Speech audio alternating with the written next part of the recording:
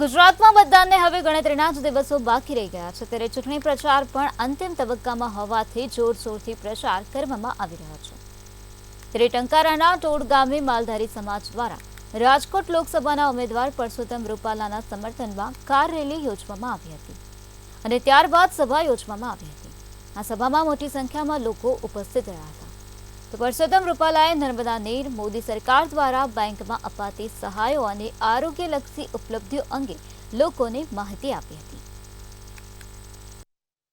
તમને બધાને 10-15 વર્ષ પહેલાનો ભૂતકાળ યાદ હશે।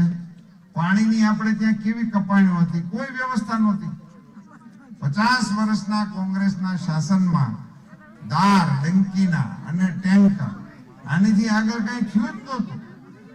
અછત પડે એટલે ટેન્કર શરૂ થાય અને જેવો સરપંચ એ પ્રમાણે 2 ટેન્કર વધારે, 2 ટેન્કર ઓછા, અને એ ફેરા પડે, ગામમાં પડવા હોય તો ગામમાં, નકર કોકની વાડીએ, પણ બિલ હોય 100% પડતા। હા, શું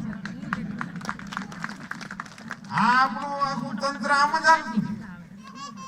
એને બદલીને ટેન્કર ક્યાંય જોવા ન મળે, ટેન્કર ફ્રી કરી દીધું આખા દેશને, અને તમામ જગ્યાએ પાણી નળ વાટે પહોંચે, નર્મદાના પાણી ગામે ગામ પહોંચાય।